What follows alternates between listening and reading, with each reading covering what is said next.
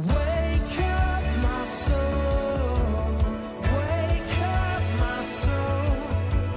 Jesus, I give you control. Wake up my soul, wake up my soul. I lift up my hands and let go.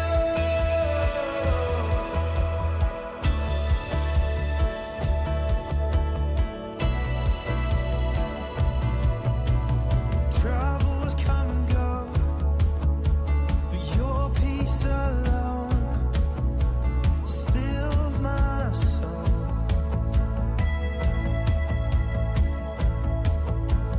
With me in the fire, with me in the flood.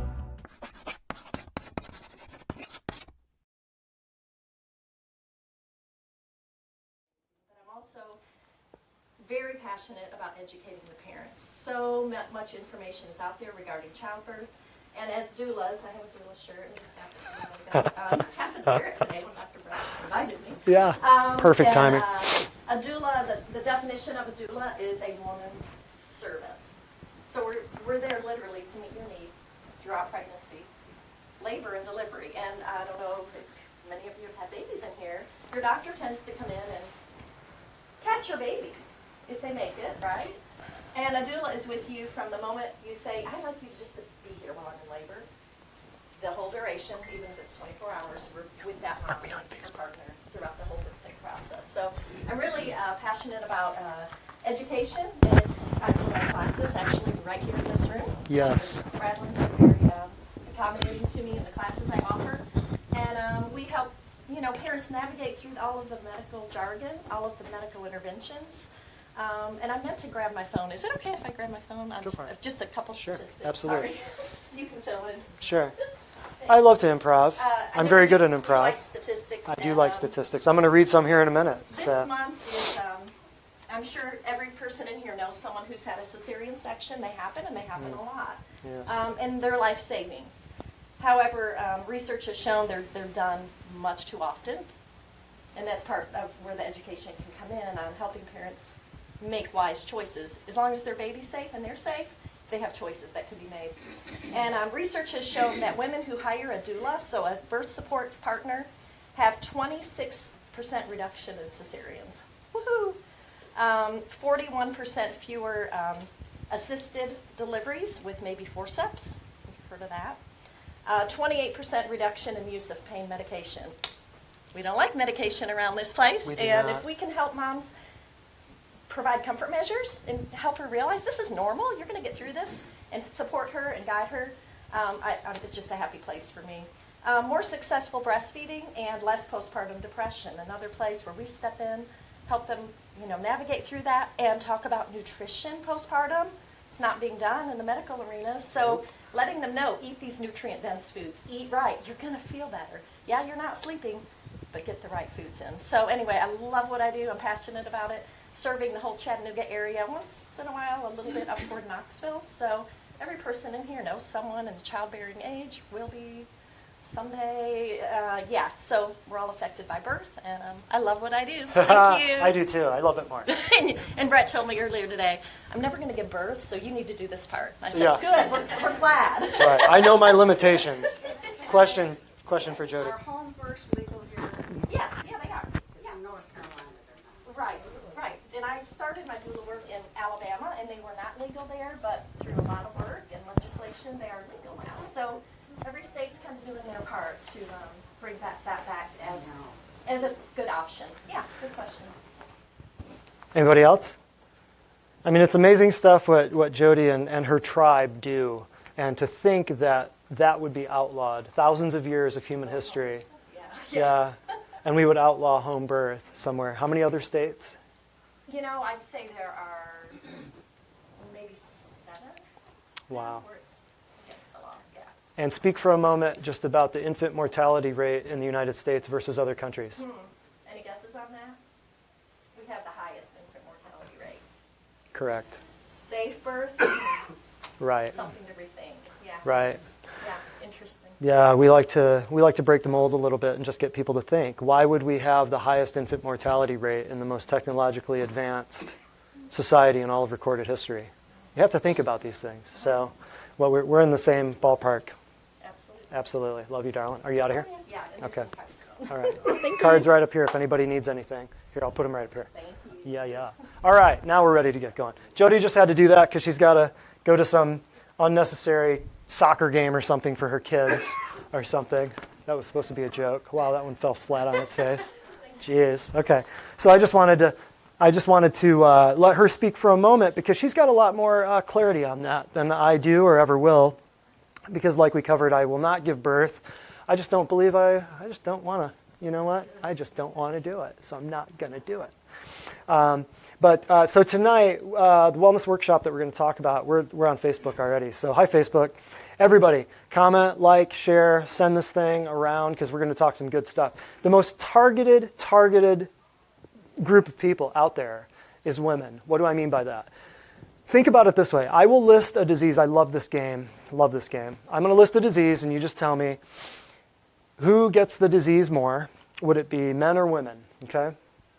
Some of you have heard this game. Don't ruin it for the rest of us. But let's just say thyroid problems. Men or women? Women. How about, everybody speak up. Come on. There's like 30 of you in here. How about arthritis? Men or women? Diabetes. Men or women? Speak up a little bit. Come on. Chronic fatigue. Men or women? Women. There you go. Fibromyalgia. Men or women? Women. How about depression? Men or women? Women. Why? You see the pattern here. But now, here's part B of the game. Who lives longer, men or women? Women. Wait a minute. You just told me they got all the diseases, but you're telling me they live longer. Why would that be? Why would that be? They take care of themselves when they get a disease, probably. That is part of it. They're not as dense as men. I just got some brownie points with all the ladies in the house. They're not as stubborn, yeah. Guys have a problem with their Harley Davidson or their John Deere, and they take care of it immediately. They have a problem with their shoulder, and they'll let it fall off before they do anything. Women go through everything Jody just talked about. Women go through that birthing, nurturing, breastfeeding thing, and they go, preservation, maintenance, wellness, I get it. They're not, like I said, they're not as dense as men when it comes to those. When it comes to that, so the most targeted, not only genetically and predisposition that's already going for women, as far as having all the diseases, the prevalence, the severity of it, but then living longer and outliving men. Not only that, that's I should say, not genetic, but predisposition side of it. Then there's also the side of it where they're targeted, as far as the cosmetics, as far as the cleaning supplies, guys don't wear too many cosmetics, guys don't use too many cleaning supplies, unless you count Old Spice. That would be one. They would clean two areas, one on the left, one on the right. So guys are not subjected to the cosmetics and the cleaning supplies as much as girls and as much as women. And they also have hormonal differences. Women have a little bit more plumbing than guys. So there's some things that automatically set women up for the fall. So we're going to talk about some of that. Before we get into that, I want to read you why you're here. Why would you be here listening to me talk about women? Why would you not be here listening to me talk about something else? Well, because everything's related. Anything can cause anything. Everything is attached to everything. And here, I'm going to read you some testimonials just to reiterate why you're here. These are just from the last 2 weeks. I'm probably going to only go through a few of these. But Dr. Sproutlin suggested a change to my personal hygiene, ladies, that immediately changed the severity of my periods. What would I know about menstruation? Enough to change your life. So the odor, the discomfort, everything also got immediately eliminated. This changes everything. That was last week. Purification, dietary changes make me now aware of what is going into and onto my body. I knew some of these things before, but I hadn't really put it all together until I started all of these changes. Why doesn't everyone know this? We're talking about the purification program that we do and the dietary changes. If you want to know what to do, you must come here to Divine Design. Oh, here, this is a great one. I'm 80 years old. I eat absolutely no junk food whatsoever.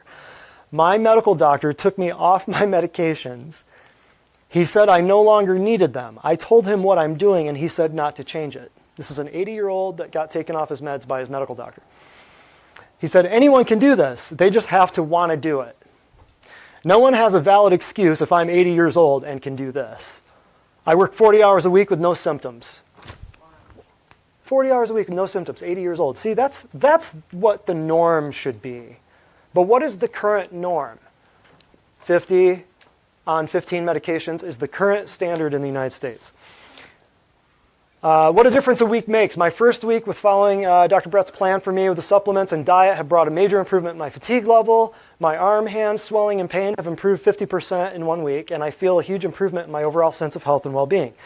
My sleep is more restorative, and my night sweats are lessening. I have much less swelling in my lymph glands, which were my current worst problem, and the strange surge that came in waves through my whole body, which made me feel sick, is completely gone. That was within 1 week. How many of you know that's horrible? She had this surge that came over her body that it would make her feel sick. After taking a severe fall in my home 3 weeks ago and landing on my back, head and shoulder, I was in a great amount of pain. I've experienced excellent results in my overall health during this period of time. I had my first chiropractic treatment, and it was amazing. I could not reach behind my back. I can now. My shoulder's pain-free. My right hand and wrist is completely mobile. I'm in awe. I feel like a new person. That was just from her being able to go like this. And she all of a sudden had a realization. She thought, I can put my bra on like normal. That's a big deal. Hadn't been doing that for a few years. It's crazy. One adjustment. It's not me. It's not my magic hands. It's nothing like that. It's just the fact that you're mobilizing an increase in blood flow to the area. Life is in the what? Life is in the blood. It's right there. The life of the flesh is in the blood. I've read that somewhere. Where was that? Leviticus 17. Very nice. Chapter and verse. Come on in, guys. Ooh, somebody gets to sit in the front row. Oh, come on up. This was someone from 10 plus years of hormone replacement therapy cream and 5 to 10 years of thyroid meds to combat hot flashes.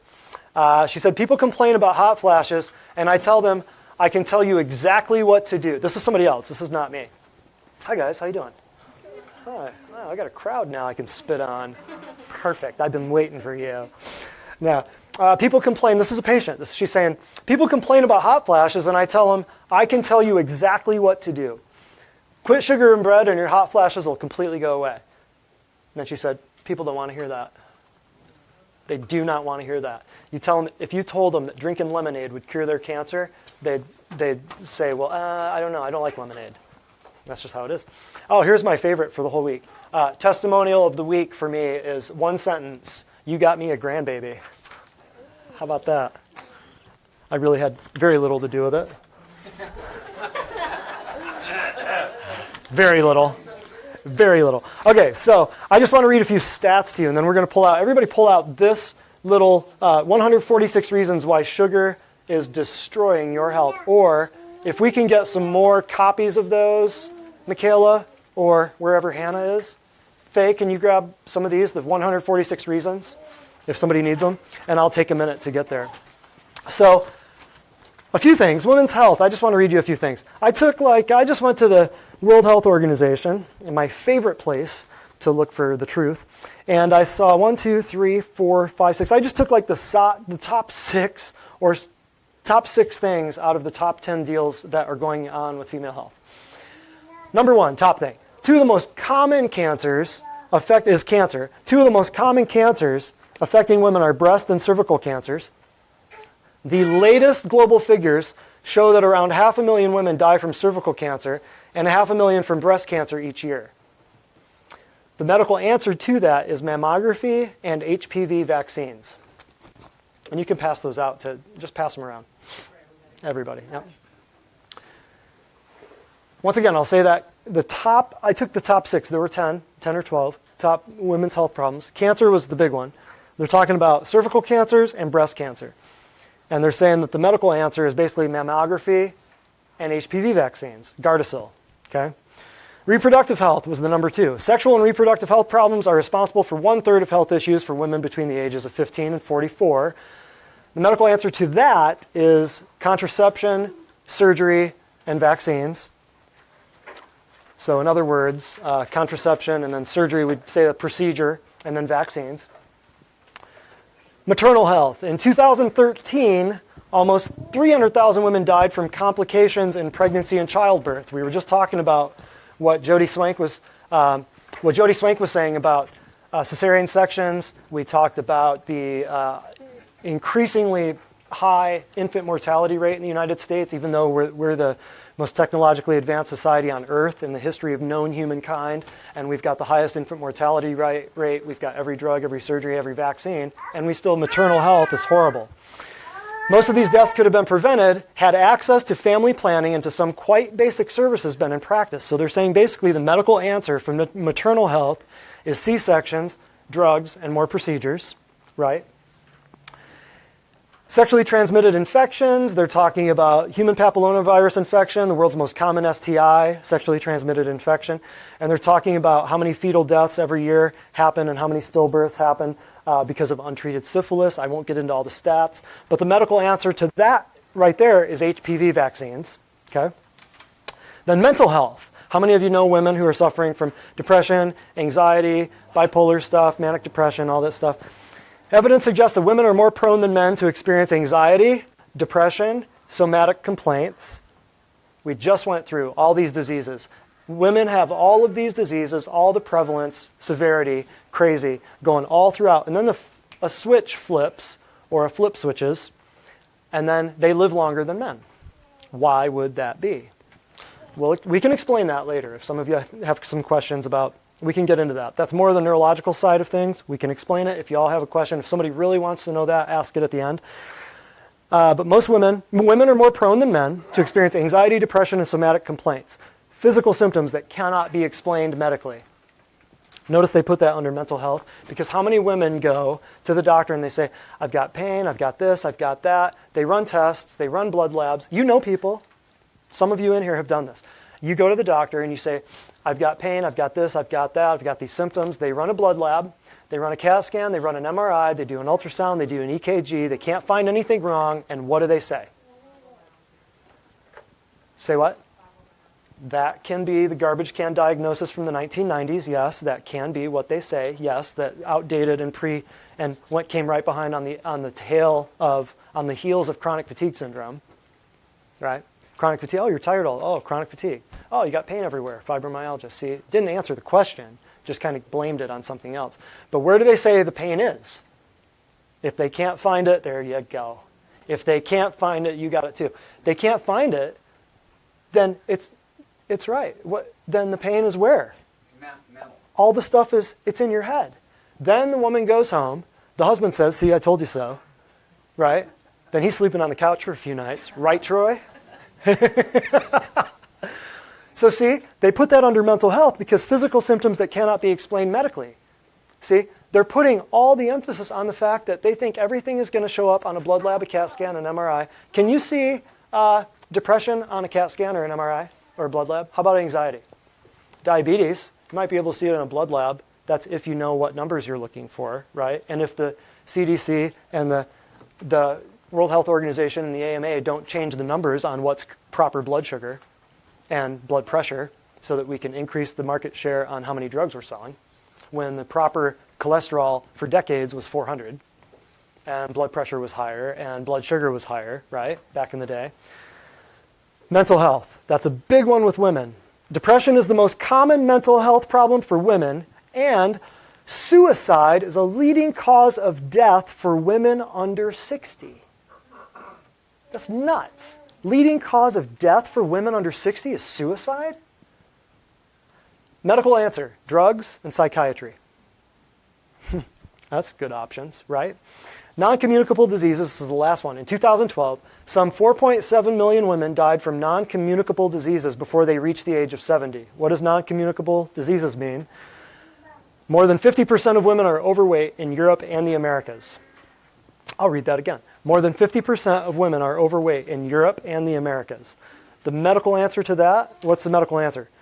Medical weight loss, bariatric surgery, liposuction, cosmetic surgery, weight loss drugs, appetite suppressant drugs, such as like Adderall is a study drug or a central nervous system stimulant to keep people up, to keep them awake. What does it get prescribed for off-label? weight loss because it's an appetite suppressant. It's a stimulant, so it shuts off your guts. A stimulant will shut off your digestive system. So if you shut off your digestive system, you're not thinking about eating food. So off-label, they can prescribe it as an appetite suppressant. Adderall is probably right now the most prescribed drug in the United States, probably one of the most prescribed drugs in the history of mankind. And probably about 50 to 70% of the kids you know are probably on it. If you drive past a high school or a grade school, you're looking at half the kids that are on psychiatric meds from a condition that was diagnosed by a show of hands in a psychiatric council that put together the Diagnostic and Statistical Manual of Psychiatry. That's where Adderall came. That's where ADD, ADHD came from. I teach whole classes on that. We might even talk about that at the kids class in 2 weeks. So if you want to know what's going on with kids, and you want to know why they're sick, and you want to know why they're out of control, and you want to know where they're going, that's a little drawing we're going to do. Everybody signing up for the drawing. We're going to be giving away all kinds of freebies and good stuff. And you guys got to get it back here. So where was I going with that? Green box. So yes, Adderall. So I'll just sit here and wave my hand until somebody reminds me. Talk about the kids being sick next week. Oh yeah, in 2 weeks we'll talk about why your kids are sick, why your grandkids are on a fast decline, why this is the generation that was the first generation of kids that are predicted to not outlive their parents. Why? In America, why? Why are they so sick? We'll talk about that in a couple of weeks. So I just want to get into a few things. Does everybody have one of those sheets, one of those 146 reasons? Check that out, pull that out. 146 reasons why sugar is ruining your health. This is just sugar, by the way, sugar. So we're going to take women, put whatever condition you want here. If you've been to my classes before, you know I love this little exercise. Why? Because it's so simple and it explains so many things. And if you just think this way, you won't have to run around trying to get your insurance company to cover your blood labs that were ordered by a different doctor than was what covered by what lab, and the insurance company won't cover this lab, but they'll cover that lab, but the doctor doesn't work with that lab. This will save you a lot of time, I promise. How do I know? Oh, just trust me.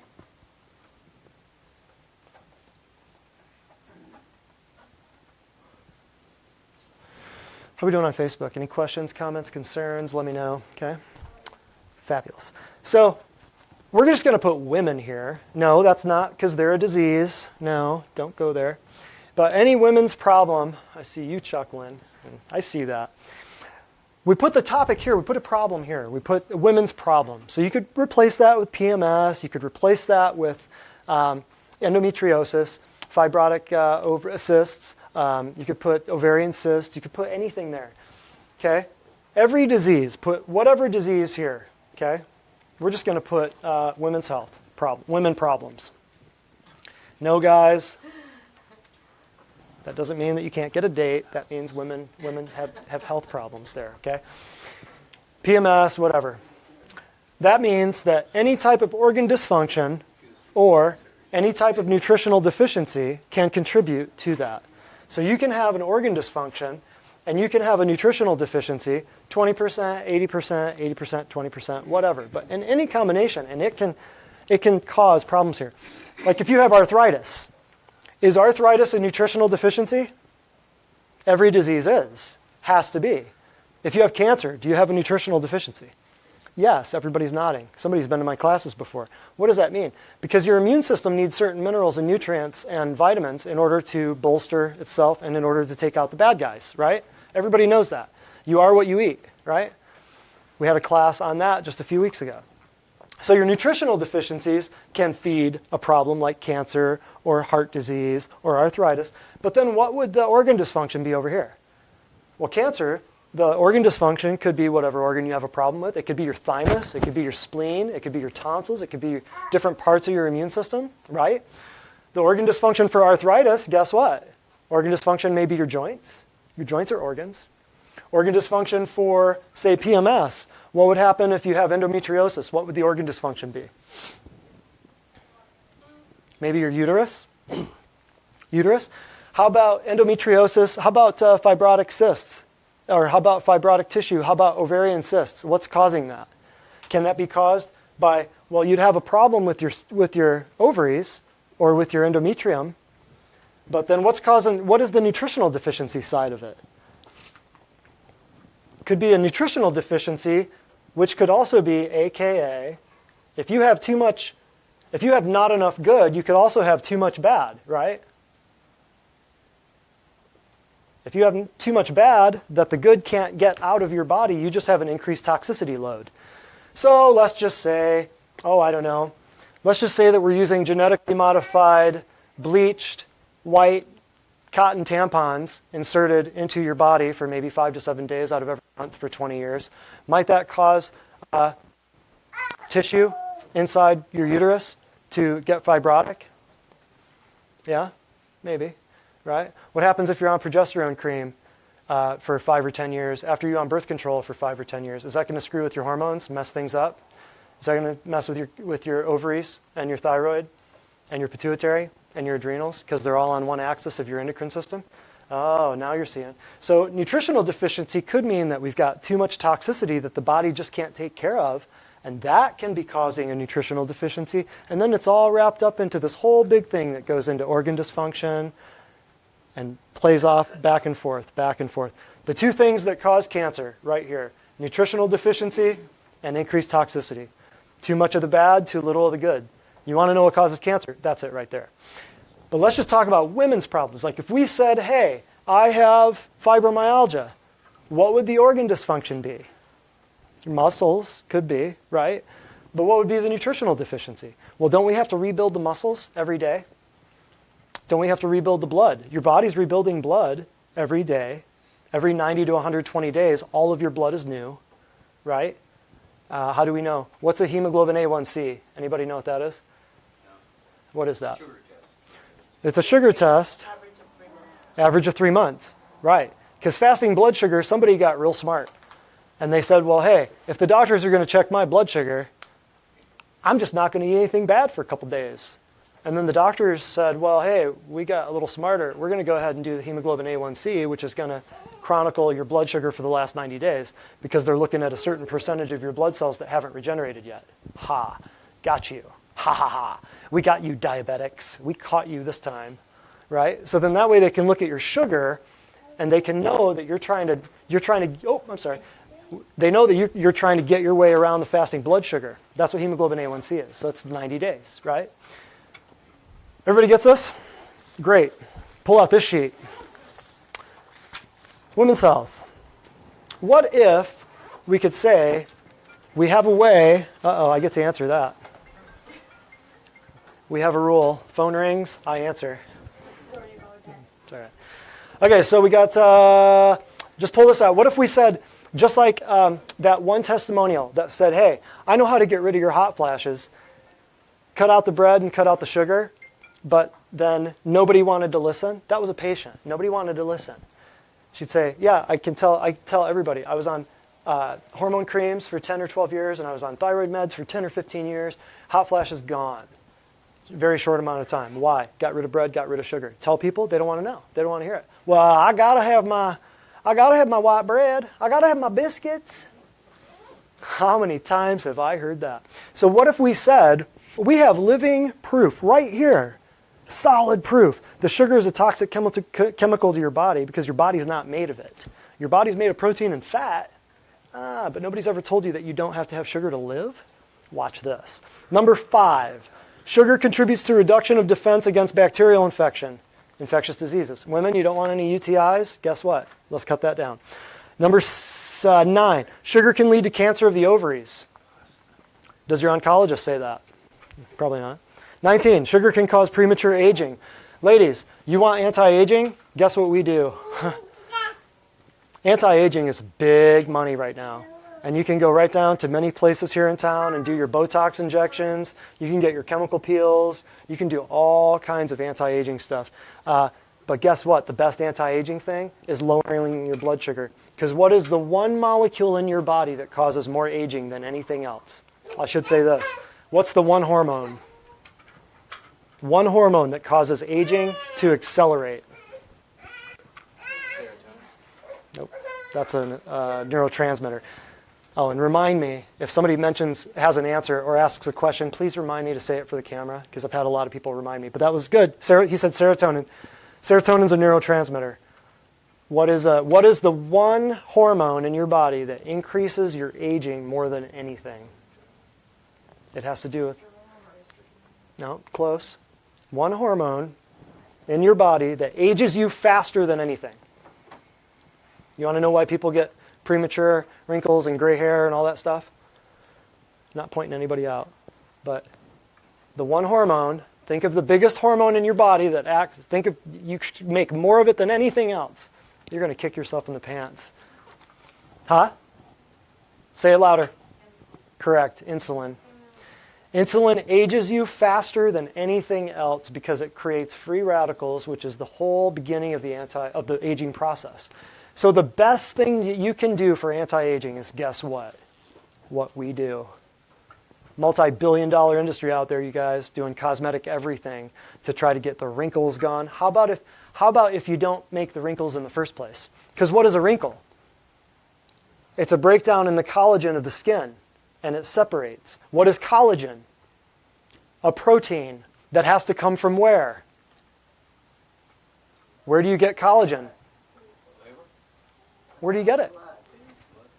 You have to get it from somewhere and put it, you eat it. You have to eat it. You literally are what you eat. That was good though. A couple of funny responses there. That was good. So anti-aging, your body needs fat and protein to rebuild the fat and protein that you are. And I'm not calling you fat. I'm just saying you're made of fat, right? Your brain and your nervous system made of fat. Everything else, pretty much protein. Your hair, your skin, your nails, your organs, everything that you are is protein. Okay? Interesting. Premature aging. Wow, that's a great one. So if we start with your diet and we start replacing all the stuff in your diet that's aging you and making you have organ dysfunctions and nutritional deficiencies that then lead to increased toxicities that your body can't get rid of, if we just turn that dial back a little bit on getting the bad stuff out of your diet and increasing the good stuff, we're adding years to your life. We're adding life to your years. We're taking you away from the downward spiral of drugs and nursing home 20, 30, 40 years ahead of time. We're actually literally saving lives ahead of time. Right? Anti-aging. That's one of the many things we do.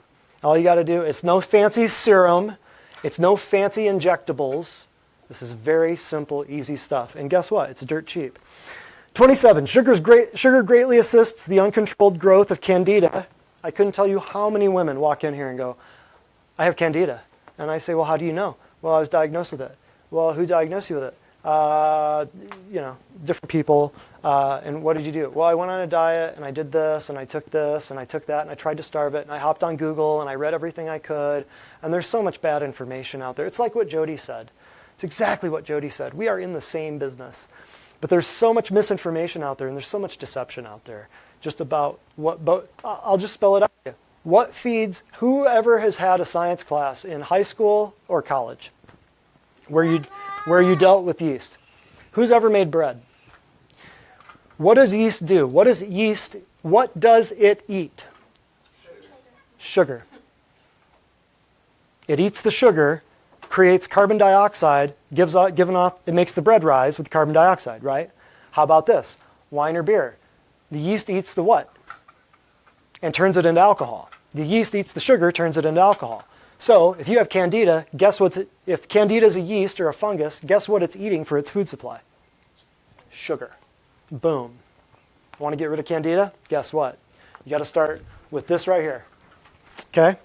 Number 42, sugar can increase, sorry. 33, women. Oh, women, cosmetic stuff right here. I love this. I get so excited. 33, sugar can cause varicose veins. Why? Because it decreases the amount of collagen, and just like wrinkles, what is a breakdown in your varicose vein? What is a breakdown in your blood vessels called? If it's a vein. Varicosities, spider veins, cherry angiomas, hemorrhoids, right? They're just different locations. The hemorrhoids just happen to be in a very inopportune place, and varicose veins just happen to be on the back of your legs. Why does it happen more so on the right side of the body than the left side of the body? Your liver's over here. So if your liver gets gunked up with all the food and the crud and the drugs and the things that your liver has to detox, guess what? The right side of your body is going to pool more blood and go backwards on the valves in your veins, and you're going to have varicose veins. What if you don't, hey, if you don't want varicose veins, guess what we do? Anti-aging, right? Let's see, sugar can cause toxemia during pregnancy. What does toxemia mean? Poisoning. Toxic blood, right? Sugar can make our skin age by changing the structure of collagen, number 53. We just talked about that. 72, sugar plays a role in pancreatic cancer. The biggest, baddest cancer there is. Michael Landon, Steve Jobs, Patrick Swayze had all the money in the world. Couldn't get past it, could they? Why? Because they relied on chemotherapy and radiation. Steve Jobs Right. relied on natural stuff. He did for a little bit, yes, but then he went the medical route too. That's why he didn't get treatment right away. He didn't want it. Right. But natural route, what did he do? 75, sugar can cause depression. Let's see, 102, sugar can exacerbate PMS. I'll just stop right there. So that's just a few little reminders of how important your diet is. What if you don't know how to change your diet? We can help. We don't go off the, right from the very beginning. We don't go off the charts and just say, hey, no sugar, no bread, no cake, no candy. How many of you in here are patients? Or have been patients? Yeah. So how do we do it? We do it little by little by little. Sometimes it's people just need that confirmation of, hey, I knew that was bad for me. I just didn't know why. But I hear on the news that you should eat 4 servings of grains. They hear it all the time, right? So they go, well, I went with gluten-free bread. Well, but bread is bread, and wheat is wheat, and wheat turns to sugar every single time. It's just a mathematical equation. So we just do little tiny baby steps, and we help people little tiny baby steps, little by little by little. All right, a couple more things here. Any questions on anything? I want to draw out a couple things here. So if you're wanting to make changes, very, very, very simple. You just do the journey of 1,000,000 miles begins with a single step, correct? We do designed clinical nutrition. What does that mean? Everybody is different. There is no cookie cutter, let me stress this, for all of the people who go on Google and they look for solutions to their problems. And solutions, they know a lot of people don't want a drug for a disease, so they go on the internet and they look for a supplement for a symptom. But it's kind of the same thing. Because a lot of the nutraceuticals out there are made by the pharmaceutical companies, but just wrapped up in a different label, and they're on the shelf at the health food store rather than on the shelf at the drugstore. So what we do is we try to let people know that not every disease, say that a couple of you had fibromyalgia, or say that a couple of you had arthritis. Your arthritis is going to be very different than someone else's arthritis. But if you went the medical route, you would be given the choice of Fosamax or what are the big arthritis drugs? Methotrexate and Humira. So two people's diseases can be completely different, yet they'll be given the same drug. Maybe a little bit different of a dosage because they have a different sized liver based upon their height and their weight. But there's no such thing, I will tell you this right now, there is absolutely no such thing as a protocol of nutrition. I hear people all the time, I went on a Candida protocol. Well, there are ideas that are protocols, but those protocols will never operate the same way for every single person that has Candida. Does that make sense? Everybody's diets, everybody's lifestyle, everybody's body type, everybody's past, everybody's surgeries, everybody's drugs and nutraceuticals that they might be on, how many organs they're missing. No two people are going to be exactly alike. So there's no such thing as protocol nutrition. Yes? Jamie Hayes asked, isn't a small amount of natural sugar okay to give you energy? Of natural sugar, you have to define natural sugar now. Jamie, that's a good question, and I'm sure other people in here probably thought of that. We have to define natural sugar, like, did she define that? Jamie Hayes, define this. Yes? There's somebody else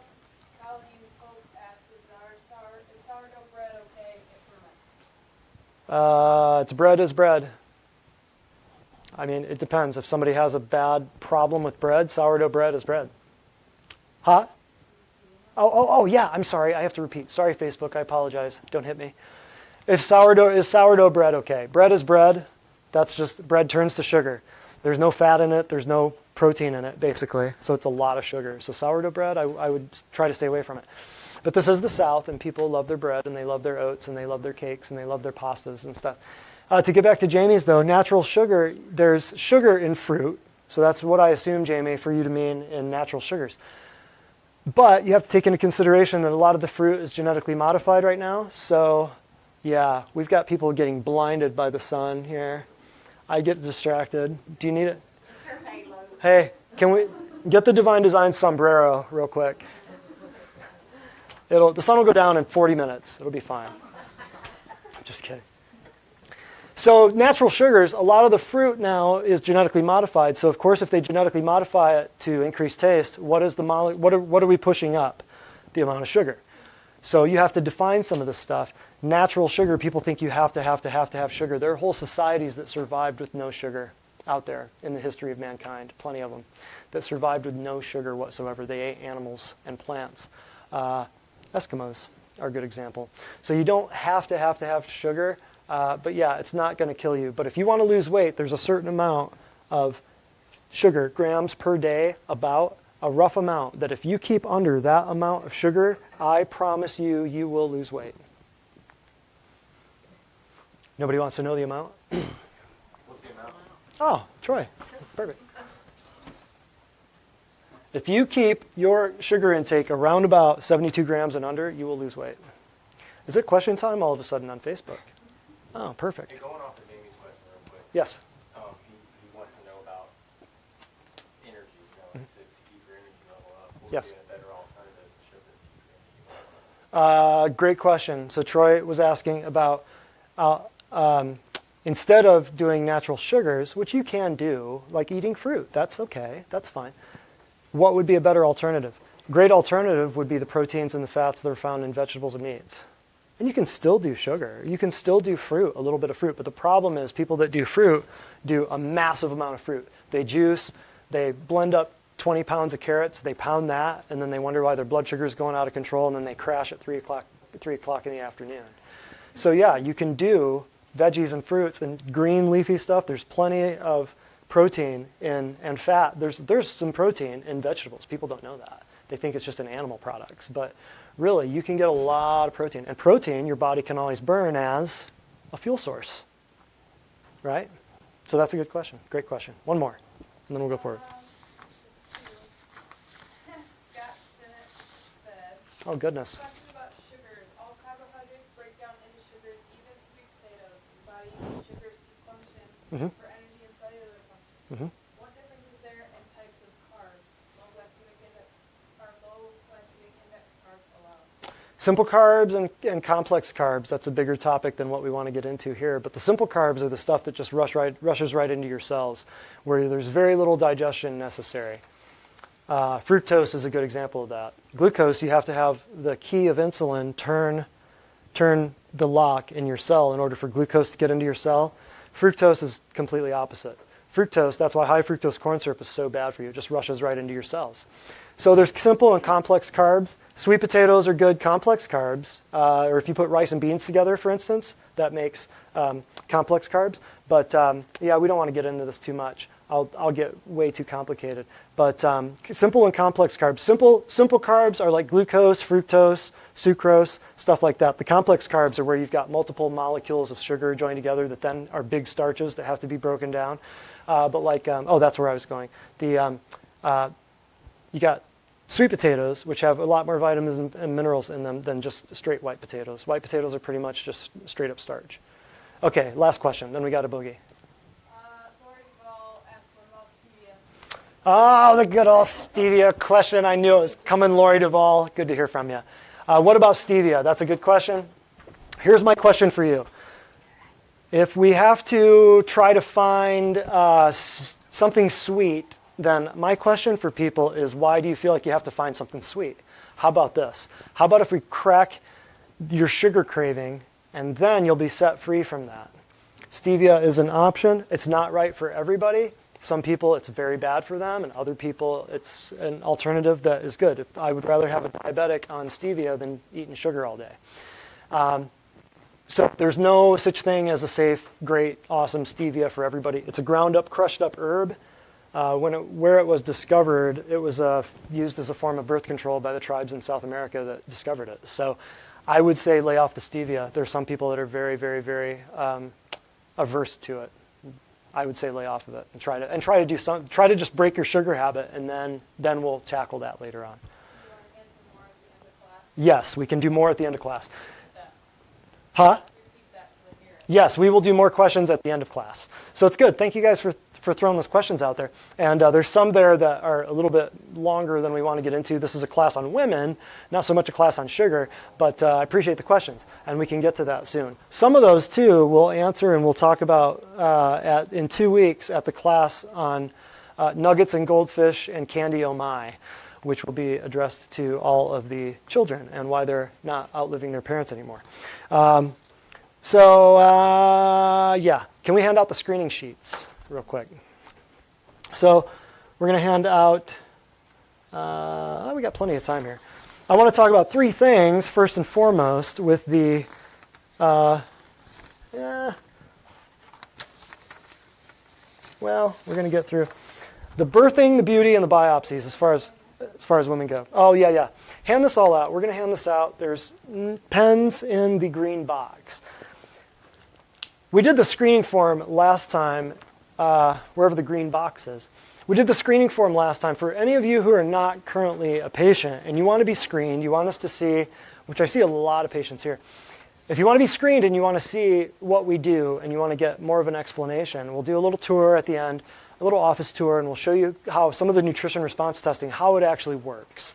No problem, no fee, totally. We'll just show you. We'll take you around the office and show you everything. I'll show you how the nutrition response testing works. This is also, we made this a survey, so we'd love to get everyone's feedback on anything we could change. What was the one thing you found that was very interesting? And Faye will pass out pens. We need to pass out a bunch of pens if you don't already have some. So the design clinical nutrition, and then hand them all, when you're done with them, hand them this way. Actually, hand them this way. Hand them all this way, and then Hannah will come down this row and pick, or Andrew or Valerie. Valerie can come down this way and pick them all up at the end. Would that work? I'll put you to work, darling. Thank you. Yeah, for existing patients, you don't need to worry about the screening. You already know what we do. So we just want the questions answered so we can get good feedback from you guys and know how to go forward with that. Yeah. There's just a couple questions on there. Hey, what are some topics? We're coming up on the end of this quarter. We just started April. We've got one more class coming up in April. We've got a couple in May. So usually what I do is we have 2 a month. Every other week we do a class like this. Sometimes they're on vaccines. Sometimes it's on certain conditions like cancer. Sometimes it's on stuff that kids have to deal with. Sometimes it's on allergies and asthma. Other times it's on how to eat healthy.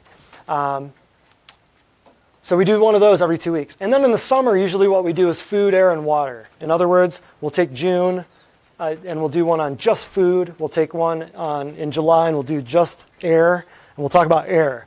Yes, it's unbelievable what's happening to the air.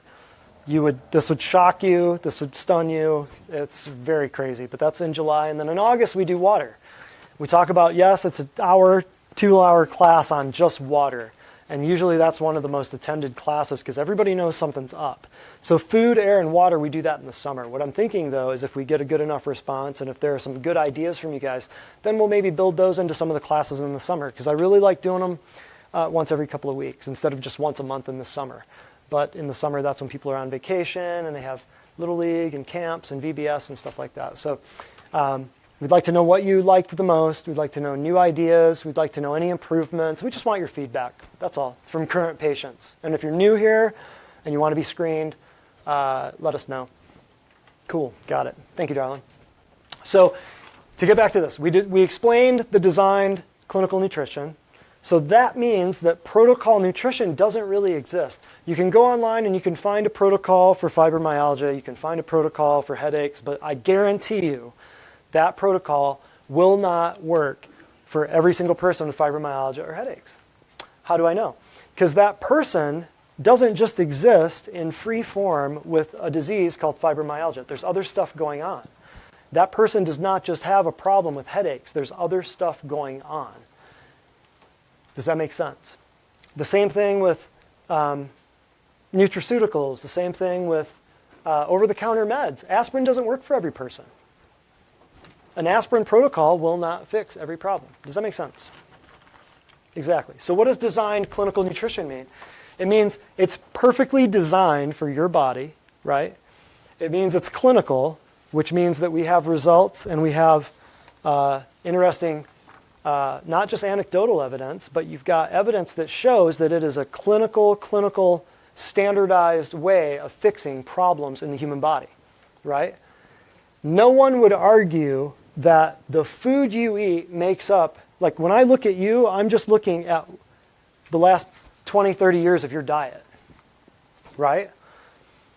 I'm looking at your current state of health. So no one would argue that what you consume eventually becomes you.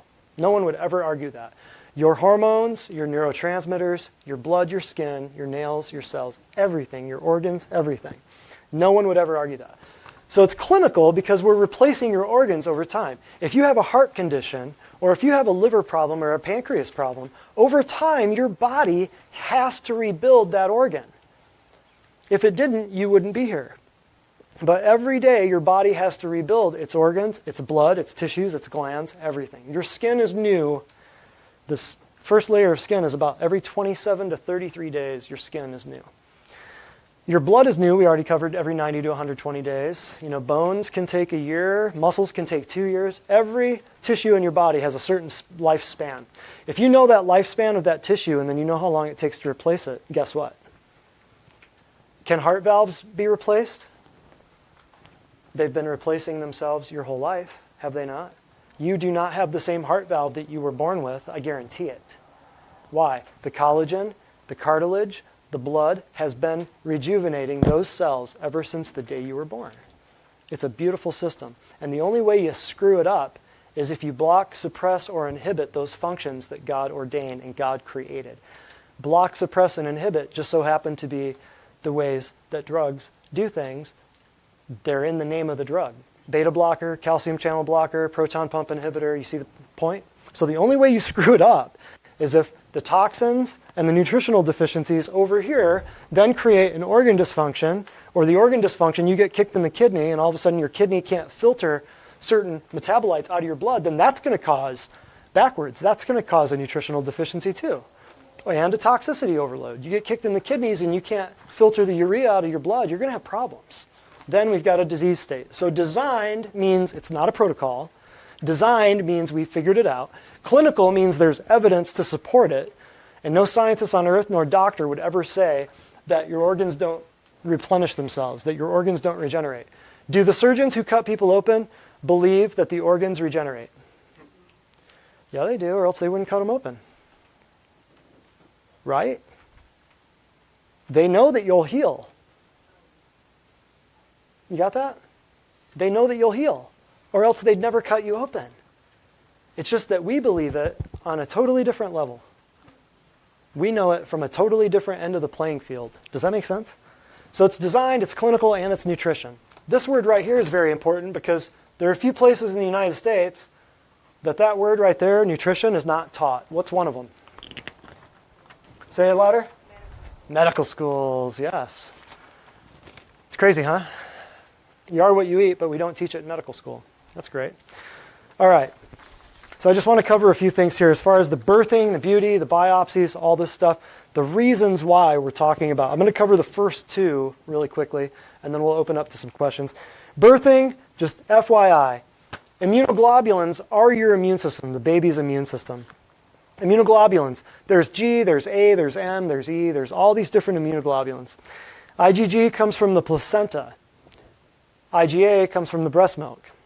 IgA coats all your lungs and your intestines, because your lungs and your intestines aren't sealed at birth.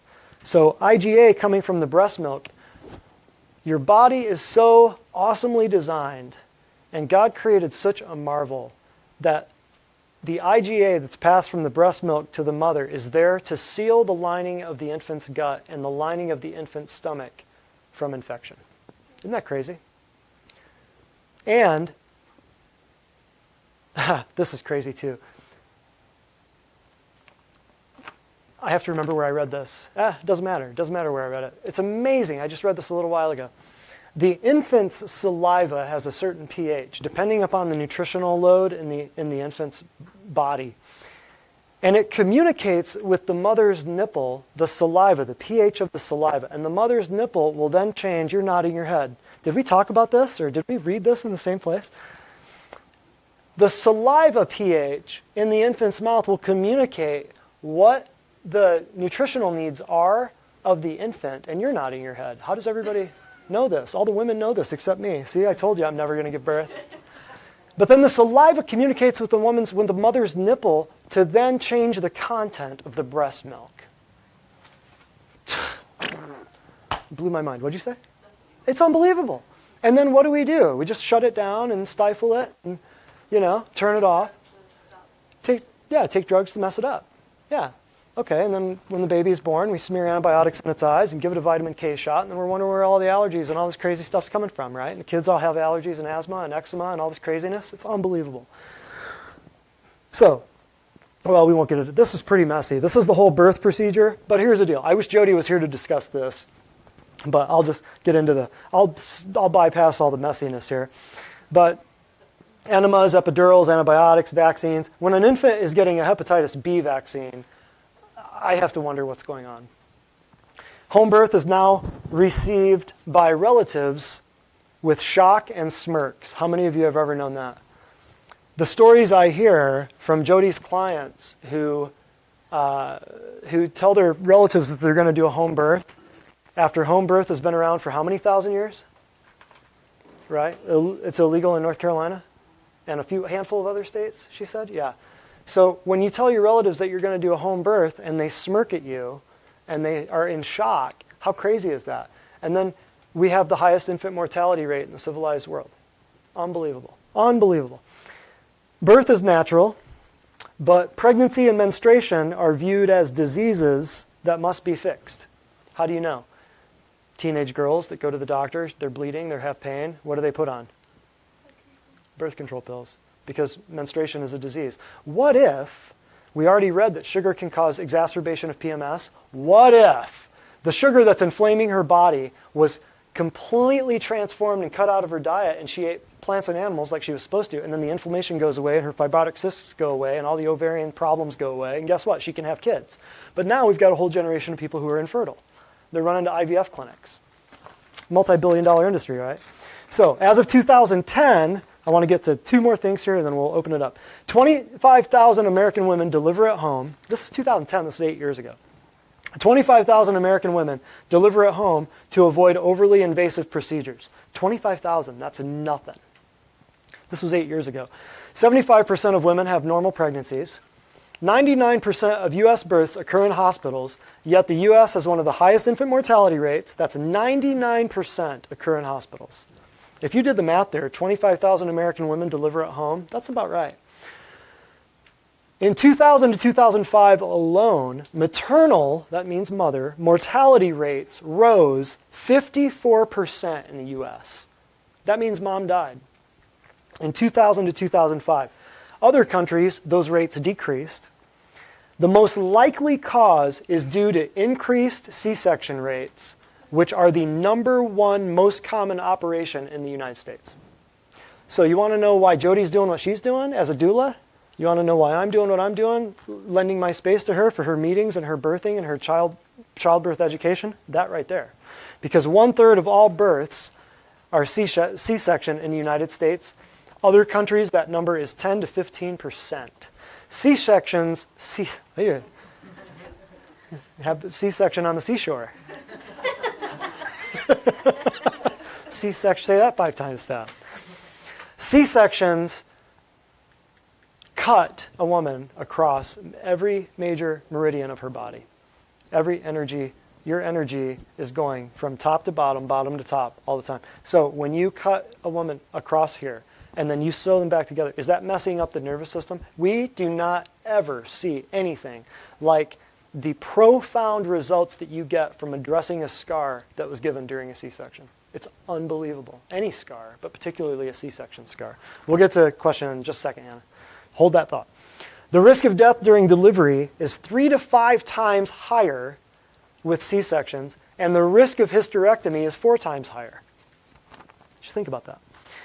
And then the beauty stuff, I just want to talk about the birthing, the beauty, the biopsies. I'm not even going to really get into a whole lot of the biopsy stuff, but y'all need to know that mammography is kind of on its way out. It's on the way out. As people learn more and more about ionizing radiation shot into your crushed breast cells, the biopsy part of the birthing beauty biopsy, all I'm going to say about that is we have information up here. Rhonda is here. Digital thermography is what you need to be considering and thinking about, and there'll be more the information cards, all that stuff up here. So if y'all want to talk to Rhonda, we'd like to chat with you more about that for sure. So the birthing part we just covered, the biopsy part we just covered, and we'll mention more about that if y'all have questions, but I just wanted to make sure that I did not forget to point you out. And then the beauty part, the Women's Health Initiative, I just want to talk about this really quick, is one of the largest studies ever to examine women's health. In 93 to 98, they had 160,000 postmenopausal women who were enrolled in 39 U.S. clinical trials, clinical centers. Over 2,000 peer-reviewed papers came out of this. Over 2,000 journal articles were written after this Women's Health Initiative in 93 to 98. This was a big deal. What they found. They announced the findings in 2002. Hormone replacement therapy led to premature death and increased strokes, heart attacks, breast cancer, and dementia. That was in 2002 when they announced the findings. How many of you know women that are on hormone replacement therapy after a hysterectomy? Dozens. Dozens of them. Mothers, aunts, grandmas, right? Premarin, estrogen extracted from mare's urine, that's where they get the name Premarin. Pregnant mare urine, that's where the name comes from. Y'all knew that? Pregnant mare urine. Sounds all natural, but it's not identical to human estrogen. And then a lot of other stuff that we can talk about as far as bioidentical hormones, and everybody thinks that's a little bit better. The jury's out on that one. But we can chat more about that if y'all have questions. I don't want to get into that too deep. But cancer, HRT, implants, troches, wire bras, scars, all of these things, including the mammograms, end up feeding into the third part of what we were talking about tonight, which is the biopsies. So HRT, one of the biggest side effects of hormone replacement therapy is cancer. Everybody knows that. It's widely published now, but people are still going on it all the time.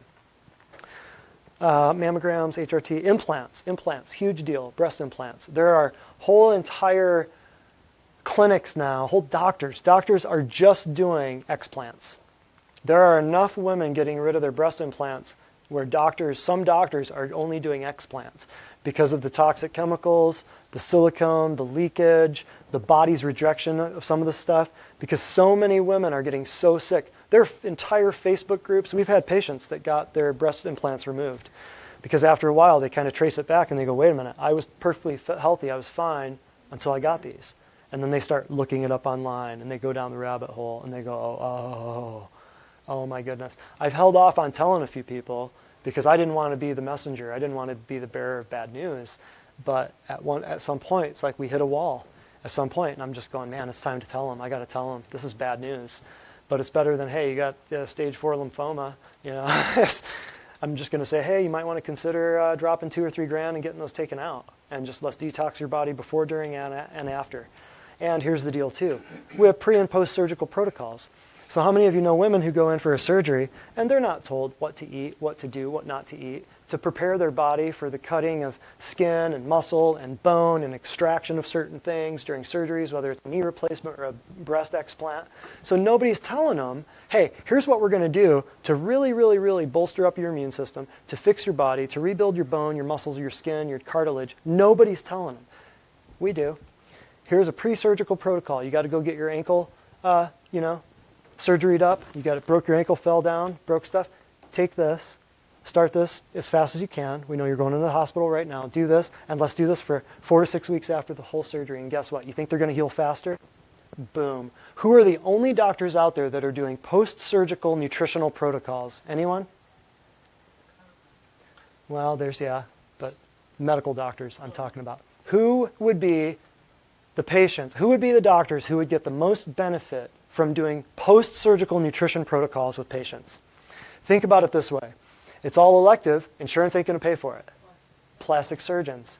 Plastic surgeons are the only medical doctors I know of that do pre and post-surgical nutrition protocols to increase the outcomes of their surgeries. Because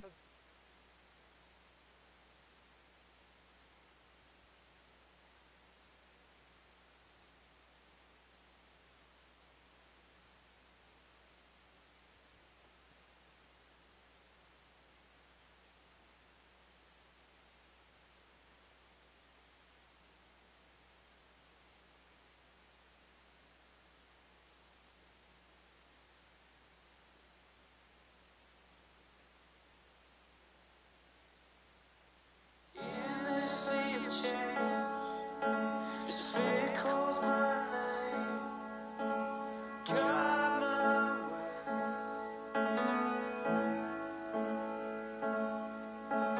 trying to keep up in all this chaos. I need you now. When my life is in a state of flux, I will lean on the constant love of Jesus.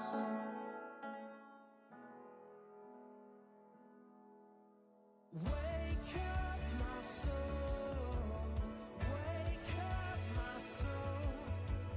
Jesus, I give you control.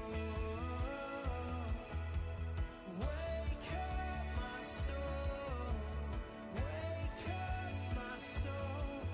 I lift up my hands and let go.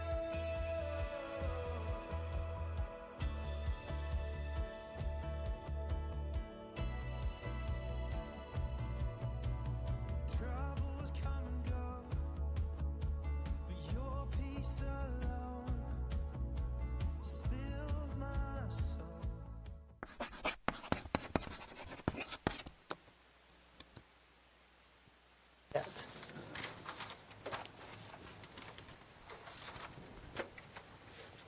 Okay.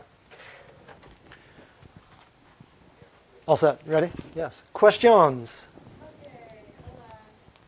Gotta scroll through here real quick. Sorry.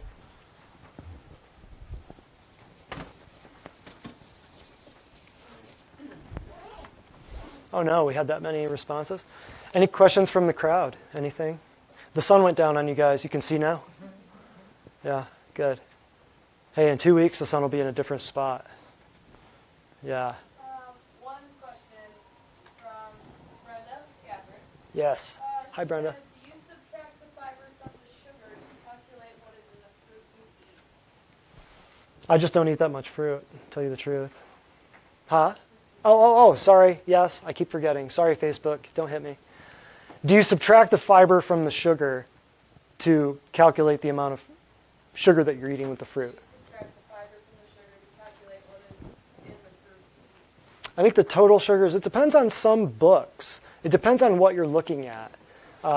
Some books will have the total sugar, because fiber is sugar, the starches. So it depends on what you're looking at. Sometimes they'll calculate that in there, and sometimes they'll tell you to subtract the fiber number from the sugar number to get the actual amount of mono or di or polysaccharides. That's a loaded question. Yeah, I don't know. You'd have to look. It depends on the source that you're looking at. But total sugars should be total sugar. That should include fiber. And if you look on a nutrition label, you'll see, it says it right on the nutrition label. It says the 3 things that you can digest. If you look at the bold thing,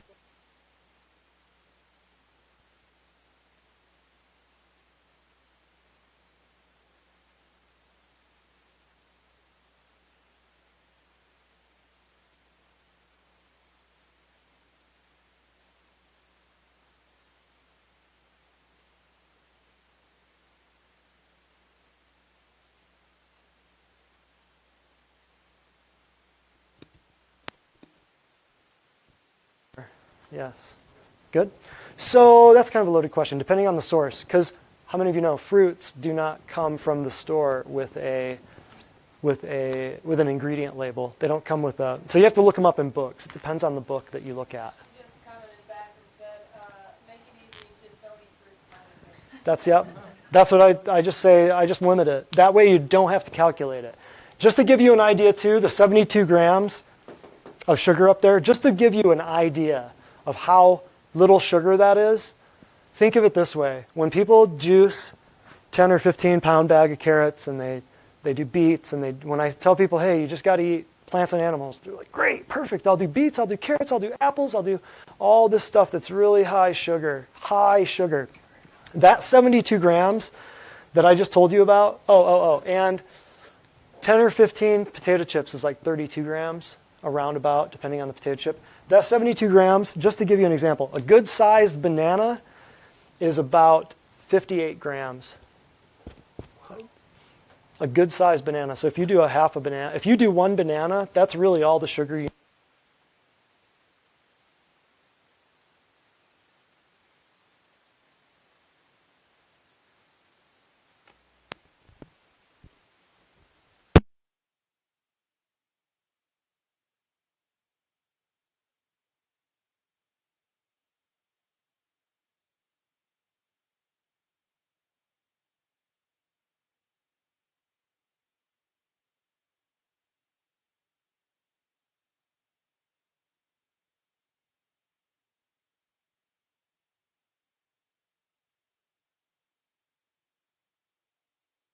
for more food. So we keep eating and eating and eating.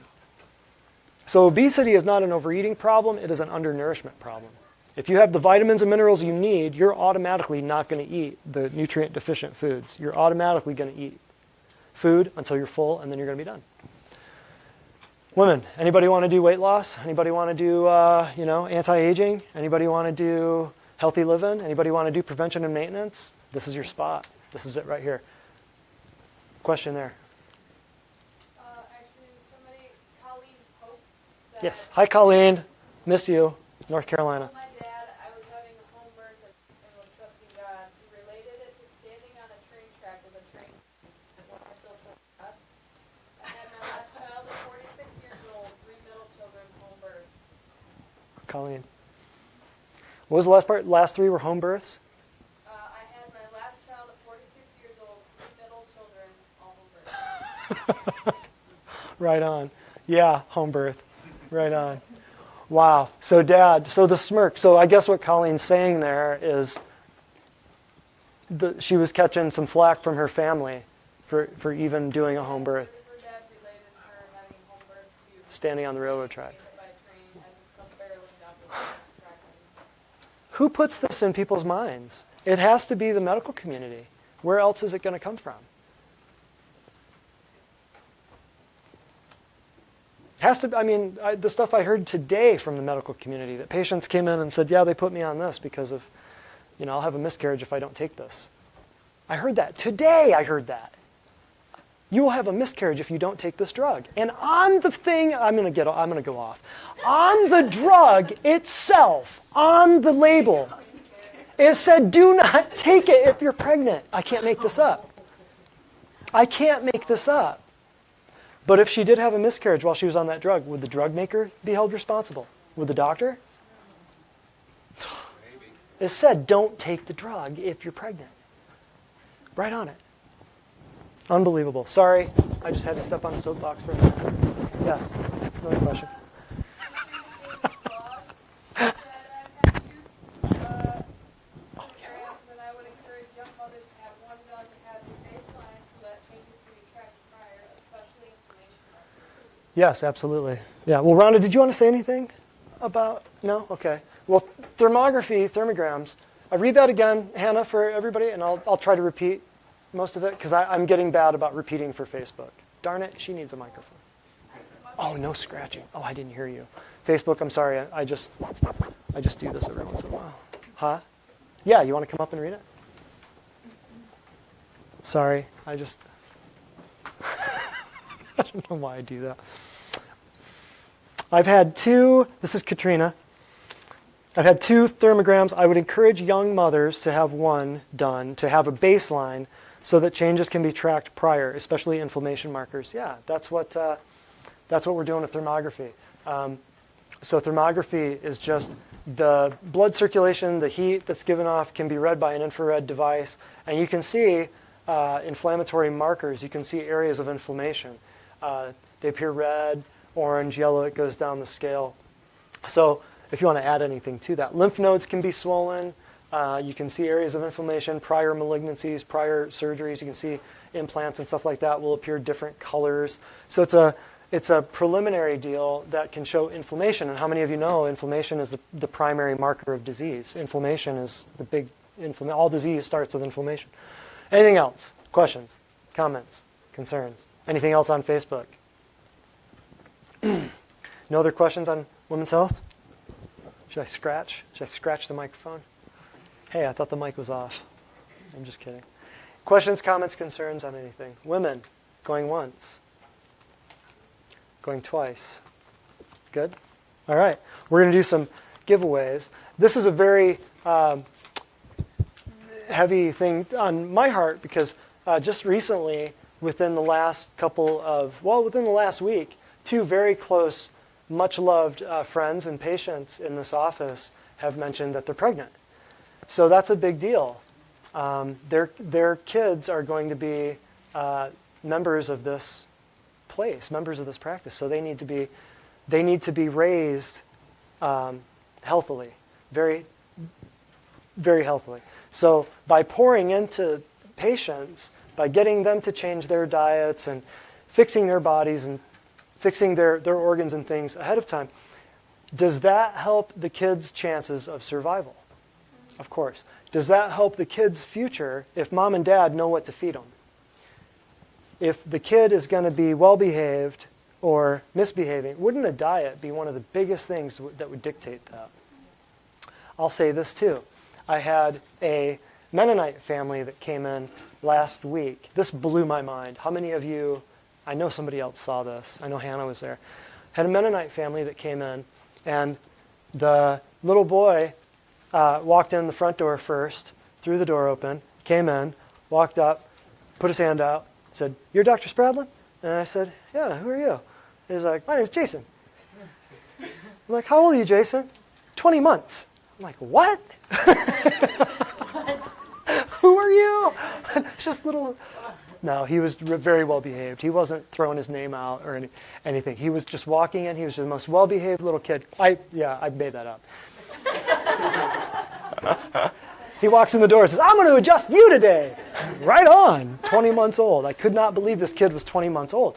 He was the most well behaved, most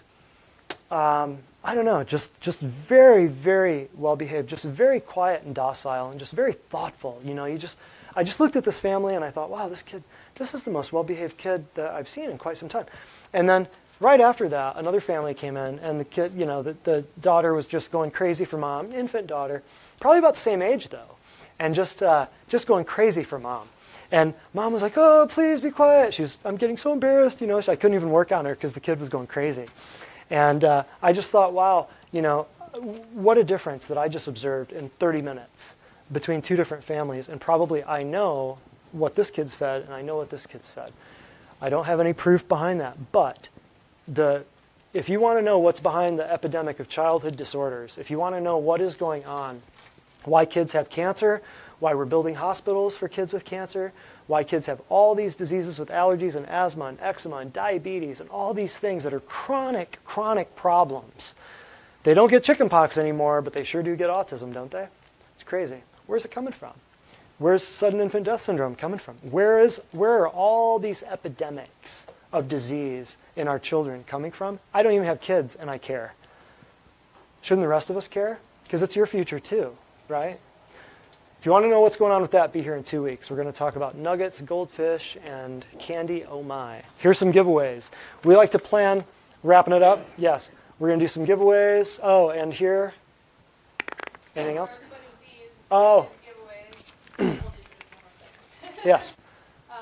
This is the sheet for the next well works event that we're going to have, so I'll pass it out to you guys. It's going to be April 23rd, same time, right here at the office, 6 p.m. Yes. Any questions? Yes. Hand these out to. And also, if you on your way didn't out. make it, if you could sign up front, we have a sign up sheet just so we have a head count, how many people come, bring friends, bring family, anybody, it'd be great information, okay? Yes.